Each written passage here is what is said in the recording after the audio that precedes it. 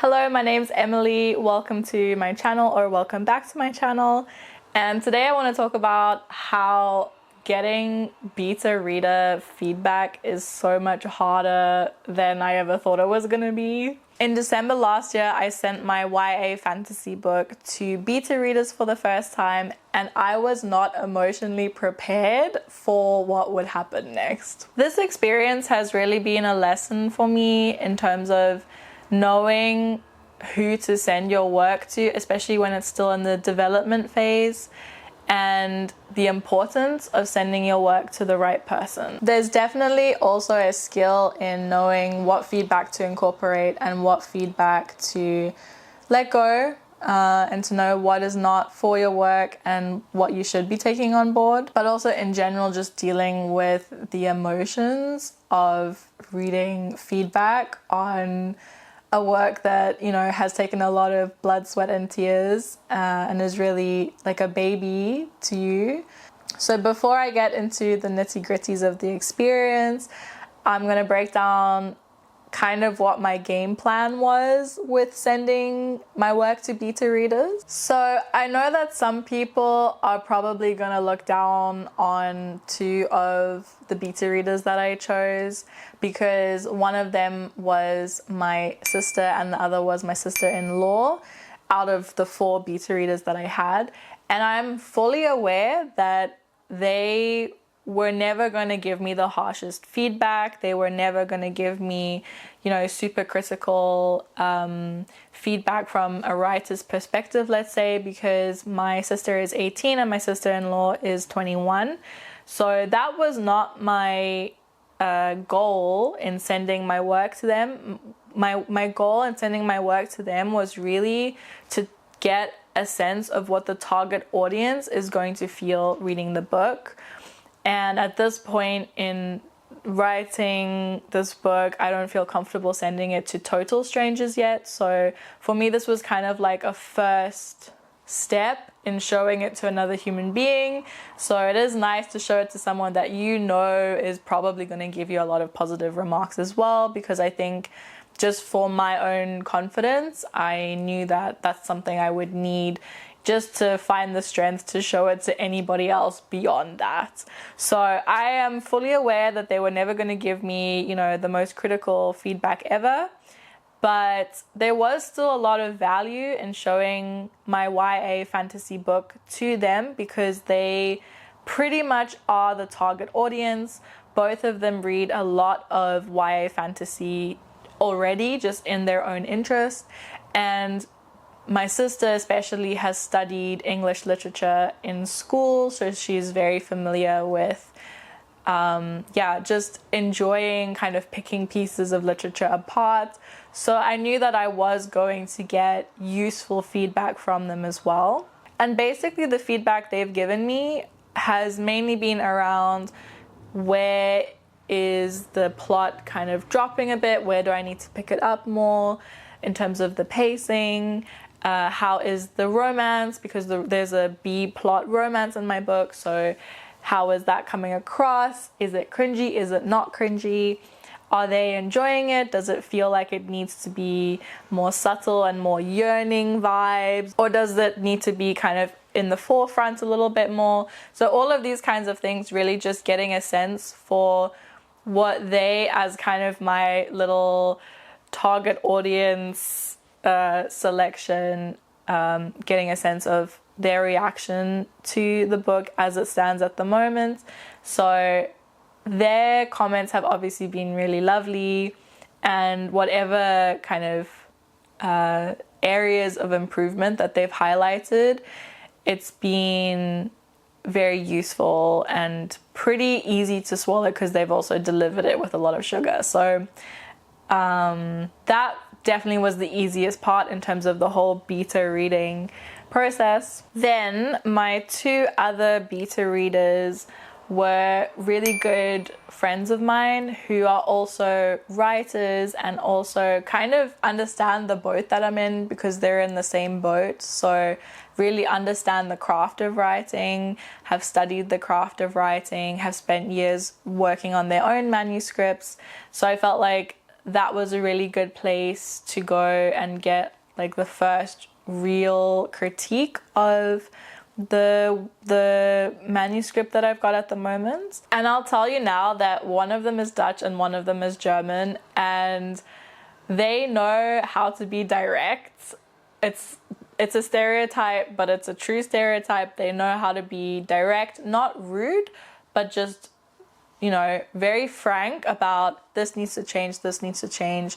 Why is this here? Why is this done like that? So their comments have definitely been a lot more confronting, and it's really hard to emotionally separate yourself from kind of wanting to defend it and wanting to just blindly like, no, this is how it should be kind of thing. And it's interesting because I mean, I've worked in marketing before, so when you're writing copy for like B2B companies and there's no emotional attachment to what you're writing, it's so easy to receive feedback on it, make changes, boom, go, you know? But it's a whole other story when it's your baby, when it's your manuscript that you've been working on for years, that has taken so much just to get to the point of finishing the draft. To get feedback on that, I really was not anticipating how much it would actually emotionally affect me. Not that they like totally, you know, slated me and ruined my confidence or anything, but just how, it's very confronting to get negative feedback on work that you care so much about. But they've also had a lot of positive comments, and I think that balance has been really important as well. Just knowing that they see a lot of the things that are working, they see the potential of the story as a piece of art, but also as a product in the industry, because at the end of the day, publishing is a business, and we have to be able to sell this product to a business if we want to be traditionally published. So it's been really encouraging as well to just see the potential that they see in this work. So the real kicker for me really came with the fifth and final beta reader that I showed this to. I'll tell you now that this fifth beta reader was never really a serious beta reader for me in any way, because really she's just a friend of mine. She doesn't even really read. I don't think she ever reads fantasy, actually. She mostly reads contemporary romance. And she's just a friend of mine that knows that I've been writing something. And so she asked if I would send my manuscript to her when she sent it to beta readers, because she also wants to read it and give feedback on it. And at the time I was like, you know what? She's been so encouraging of like my whole journey and my whole decision to quit my job and write a book. And she would be a nice person to show it to, just to kind of have another kind of view on it, I guess. But I never really expected to get any sort of major relevant critique, I guess you can say. And I think that looking back now, I should have known from the beginning that she probably wasn't the right person to send this work to, because the feedback that she gave me really knocked my confidence. Like, it properly knocked my confidence. A lot of the feedback that this fifth and final beta reader was giving me was like, this world doesn't make sense. Why are you not telling me this? Why are you not explaining this more explicitly? This is happening too slowly. It's boring for me. And the worst one was she kept saying how predictable it was. All of these comments are coming from the first 3 chapters. So she only ever read the first 3 chapters of my manuscript. And I was like, how can you say that it's predictable when you don't actually know what happens beyond the first 3 chapters? You're basically reading the first 3 chapters and assuming that this is a certain type of story, but you don't actually know, you know? And she was already telling me like, this is predictable, blah, blah, blah. And telling me that it was boring and she wasn't enjoying it, which seriously knocked my confidence. Like, major. I had like a little meltdown after I saw that. and just questioned my abilities as a writer, questioned my life decisions. It really, really knocked my confidence. And the thing is, the things that she was saying in terms of why you're not explaining this more, my friends who are writers were saying, hey, in the exact same place, they would say, hey, like, just be aware that you're info dumping a little bit here, so maybe rethink how you want to convey this information, rethink how you want to maybe scatter it a little bit slower through the story, and the reader kind of learns more as you go. So just completely different to what this fifth beta reader was saying, which is like, I don't understand this world.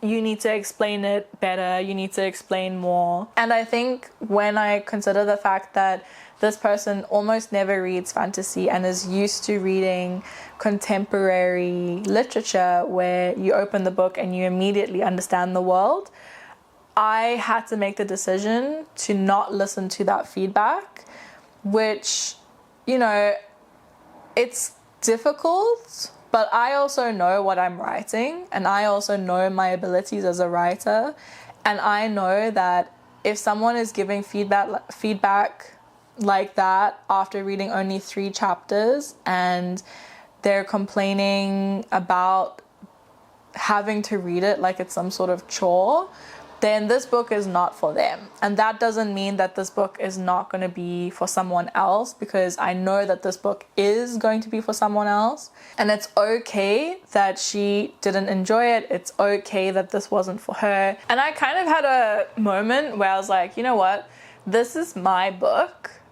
Whoever I show my book to in this early developmental stage should see it as a privilege. Like, it is not her right to read this book just because she knows me. And if her feedback is not helpful to me, if it's not constructive feedback, if it's just labels like boring and predictable, which are only attacking my confidence as a writer, only attacking my ability to, you know, keep working on this and my motivation to keep working on this, then her feedback is not helpful to me. Her feedback is not doing anything for me. So why am I showing this work to her, you know? So after 3 chapters, I actually removed her from the document and made some excuse about why I no longer needed her feedback. And actually, I haven't seen or talked to her since. So I'm not really sure what's happening in that friendship, or like what that was, or what's going on. But I know that for me to keep moving forward, for me to keep working on this book, I need to basically disregard everything that she's told me. I need to focus on the feedback that I'm getting from my writer friends and from the 2 people that are actually in the target audience. And I think that some people might watch this and say, oh, that I'm kind of avoiding negative feedback, or that I'm in denial, or I'm shielding myself, or whatever. But I know that I'm able to take on feedback where it's necessary, even when it's really uncomfortable, even when it's hard to see negative feedback on the work. There's a difference between constructive and helpful negative feedback and just like attacking the work and attacking your confidence. So yeah, I basically have decided to move forward with editing, only taking the first 4 beta readers and their comments into consideration. So that's my little drama beta reader story. And I've thought about, you know, do I hire someone who does this for a living to be a beta reader, like a professional beta reader?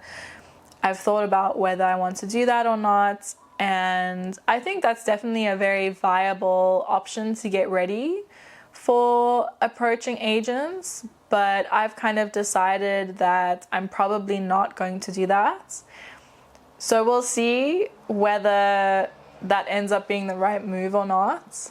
But I feel like I'm in a very good place in terms of knowing what I've written, knowing what I'm trying to achieve with this work.